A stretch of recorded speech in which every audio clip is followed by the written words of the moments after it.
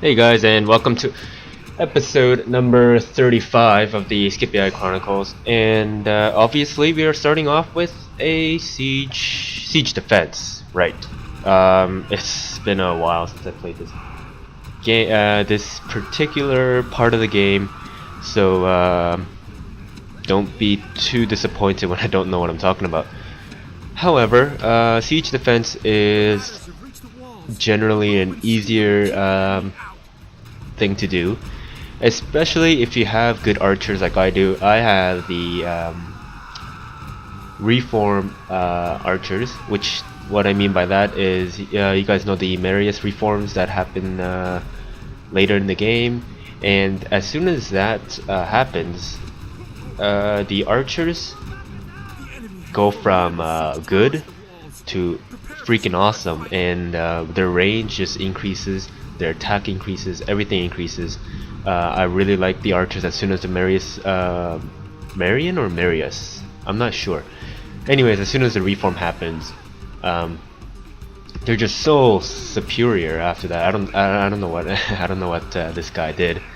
Whatever he did though, it works. If this game is realistic, which I'm sure it is. Anyways, moving on to actual siege. I did not pay attention to the siege tower and the battering ram on the left there. Now I'm not too worried about the battering ram in a big city like this, because as you can see, I will zoom in later, but oil, the boiling oil thing comes down on the in front of the gate. So whenever units try to go through the gate, yeah, right there, boiling oil does quite a bit of damage. It instantly kills whatever unit tries to get through. At least I'm pretty sure. Anyways, so what I'd like to do personally is to make a V, or if you have more than 2-3 units in front of a gate, I try and make like a semicircle, but I want to make a corridor, like a small semicircle V U. You know what I mean. And what I do then is make their pila automatically go on, which is letter A on your keyboard, unless you changed it. And what that does is, as soon as the enemies try to barge in, and they usually do it in like a clump, not only will the boiling oil start attacking them, but as soon as they throw their pila, it actually does quite a bit of damage, especially when you have as many as 4 units all throwing down their pila.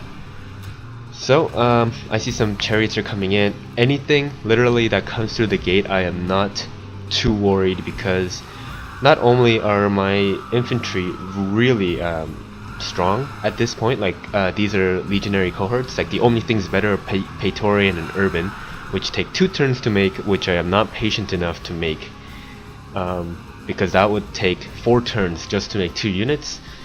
It's a little too long for me.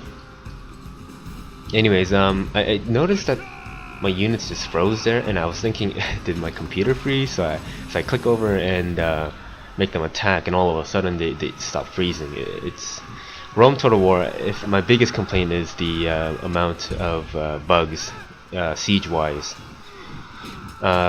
It's definitely frustrating, especially if you have hoplite units. Oh my gosh. I don't know if you guys remember, years ago I made a Greek Chronicle. When you try and make them run through the city, they all turn sideways, so that the phalanx. Anyways, the spears point into the building, so as soon as a cavalry charge comes from the enemy when you're trying to attack the city, would completely annihilate my hoplites, especially if there was a weaker kind, and that really frustrated me.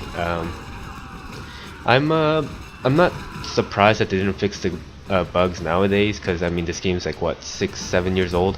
However, I'm a little surprised that they didn't fix it when it just came out. I mean, I'm sure that the bugs were still around.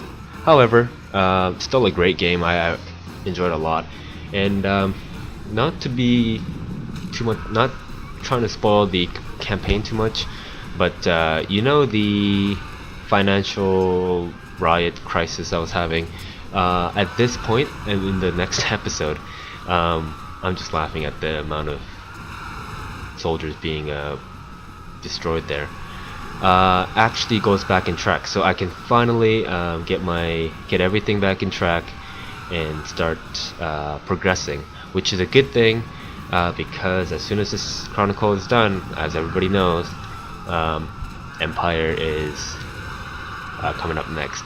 So I'm sorry that if you guys were really looking forward to the barbarian invasion that I said earlier, or perhaps a medieval that I might have said earlier, but scrap all that. I'm going to put out an Empire.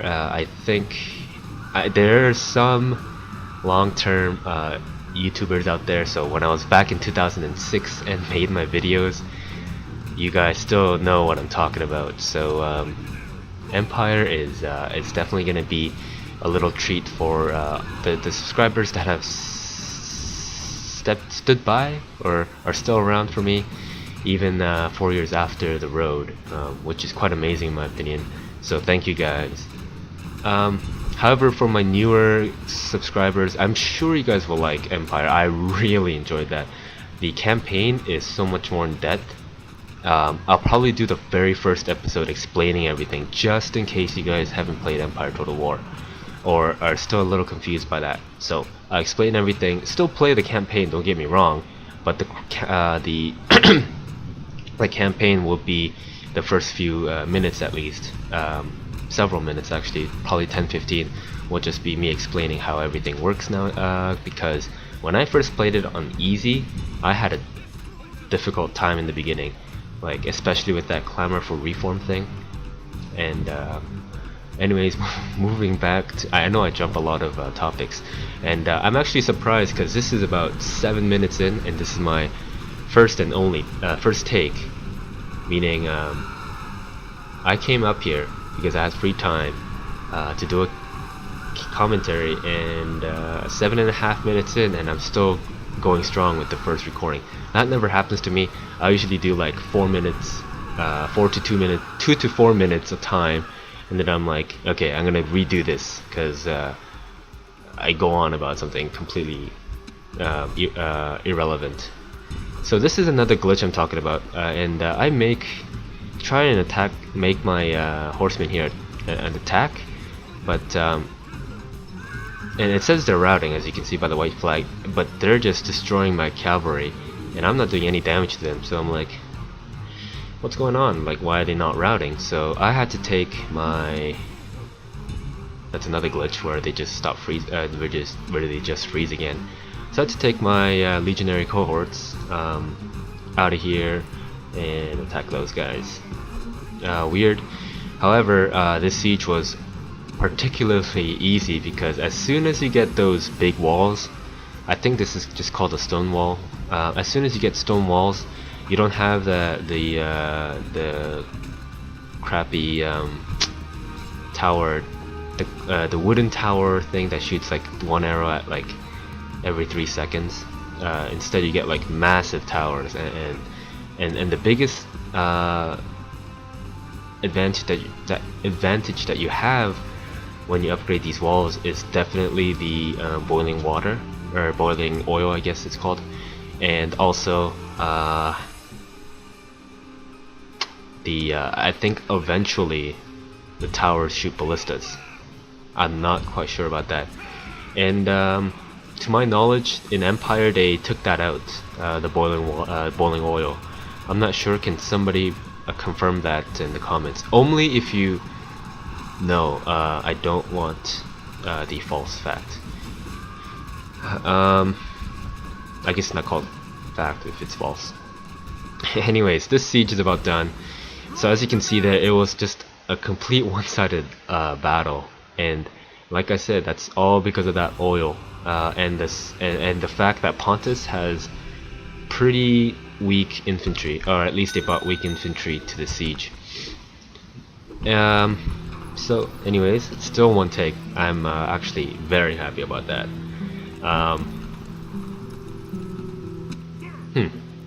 This might be my second take. Dang it. Anyways, second take. Coming back with an idea that I can talk about. is if you're ever in the same riot problem that I have been in. I'm sure I will. Actually, is this after or before the riots? I think 35 is after the riots. Yeah, I'm sure. So I don't remember, like I said, if I did do rioting help. Like, what I mean by that is give tips on how to stop rioting. There's a few things that you can't control. Squalor, which is the little rats that you see at the bottom, which is reasonable by late game, like half of your civil displeasure, I guess you could call it, and distance to capital, and that really frustrates me. As I said in previous episodes, the distance to capital is something you can't control either, and it really is a pain for factions like Parthia, Carthage, not so much anything else actually. Maybe the Greeks if you guys expand all the way to Egypt, but for the most part it's pretty good for all factions except Scipii, Parthia, and Carthage. But what you want to do is you don't necessarily have to bring in a greater military presence like the advisor tells you to. By the way, when you're first playing the game, the advisor definitely read and hear what she says, because in Empire she was such a big help. I am so glad that the advisor is such a big help. Anyways, going back to, I might not have time for this episode, but next episode, since I'm doing a second commentary after this, I will explain the riot controls. So sorry for leaving that cliffhanger ending. I didn't realize how little time we had left. Anyways, I hope you guys enjoyed this episode, and I will see you guys next time.